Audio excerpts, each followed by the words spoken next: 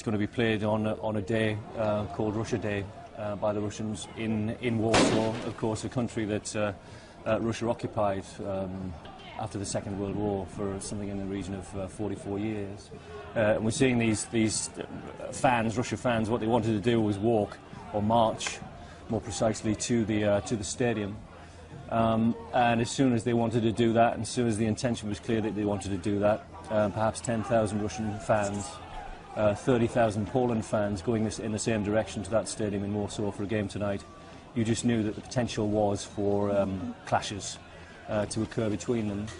We've seen, as you rightly say, we've seen several injuries. We've seen this guy bending down, his bloodied head. We've seen firecrackers and fireworks thrown into crowds. We've seen fans posturing across police lines. Quite a big police presence, police vehicles and policemen wielding batons dressed in the black. And, you know, these are the kind of scenes, of course, I guess we have to be grateful that we're not watching England fans involved in this kind of trouble, which might have happened in the past, but isn't happening here. These are Polish and Russian fans, and clearly there has been an air of antagonism between these two sets of fans, and you just wonder what might happen now in the run-up to the game. We're still, what, an hour and three-quarters away from the start of the game, and what might actually happen after the game as well. I mean, you always have to keep this in perspective, yeah, don't you? I mean, we're focusing on the clashes that there have been, but we have heard, as you said, several injured. Some of the fans saying they won't, of course they won't be making trouble. All they're trying to do is march to the National Stadium. But that in itself, as you were saying, is antagonistic, perhaps, for the Polish people. It is because of the history and relatively recent history. That, you know, in a crowd like it, you always will get some antagonists. You're quite right to point out, of course, that you know, we will focus with our cameras on the trouble spots, and when we see a wider view, actually it seems much calmer with fans walking along that road. But as soon, of course, as those Russia fans announced the intention to kind of celebrate their own day on Polish territory, if that's not too heavy a way of putting it, you knew that that would antagonise the many Poland fans that are going there. And of course there are football tensions as well behind this, because Poland need a result. Russia won their first game 4-1. If they win tonight, they're pretty much through to the quarter-finals. And Poland, you know, are the little man, but of course it's being played in their own country, in front of their own fans, and there will be a certain sense of pride that they want to do well in it. But this clearly, in the build-up to it, hasn't helped, and sadly we've seen so far in Euro 2012 some items, some pockets of trouble, and this is the biggest yet. Stay there, Ian. Let's bring in our Moscow correspondent, Amanda Walker, who's covering the tournament for us. She joins us live from Donetsk in the Ukraine now. And certainly, Amanda, the Polish Interior Minister had described the security operation for today as the greatest ever challenge for law and order forces in the capital. It appears his comments have been borne out by what we've seen so far.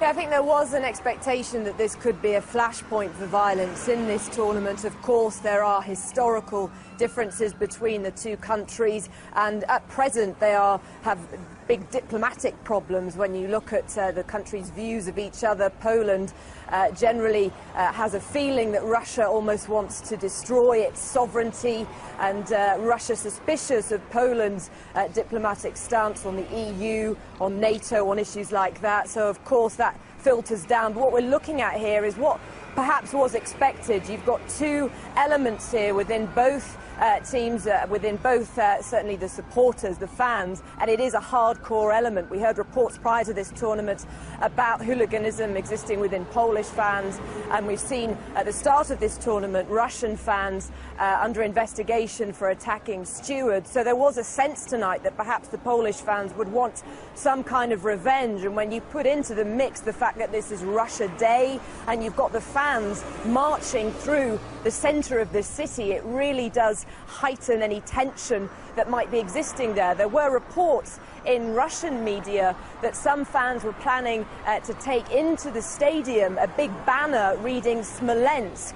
Now that, of course, was the scene of that plane crash 2 years ago in which the Polish president Lech Kaczynski was killed. Now that all surrounds again another big historical issue, a big problem between the two countries, the Katyn massacre in 1940. party. 20,000 Polish nationals were killed by Soviet forces then, and it was a memorial service that Lech Kaczynski, the Polish president, was on his way to attend when that plane crashed and he was killed.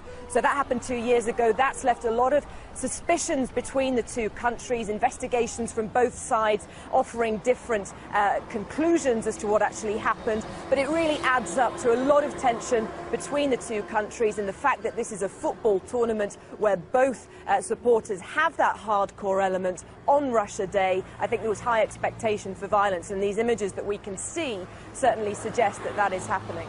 From what you've seen covering the tournament so far, Amanda, how prepared are the host nations for security incidents like this? Well, there's been so much talk of it, hasn't there? But what we've heard less of is the actual plans that are in place to tackle these sorts of incidents if and when they happen. The main headline that has been really prior to the tournament, people almost bracing themselves for racial tensions. This is perhaps a little different situation that we're dealing with here, but I think both sides have said all along that they'd be prepared for this kind of thing. They urge fans to be on their best behaviour, to represent both Poland and Russia in the best possible way, but these images do exactly the opposite of that. So obviously there will be UEFA investigations into this, and both countries themselves will have to come up with something, because of course this isn't necessarily the first time, the only time this could happen. They will face each other again potentially in this tournament, so it has to be dealt with, and I think it'll be interesting to see how the authorities respond to this, and also interesting to see what happens after the match, because one team isn't going to be happy. Indeed, so Russia go into this on such a high as well, don't they? Amanda Walker, Andy and Doveston, thanks to both of you. From those live pictures, thankfully, as you can see, the scene perhaps calming down as the fans, perhaps the genuine fans even, make their way towards the National Stadium for that 7:45 kickoff.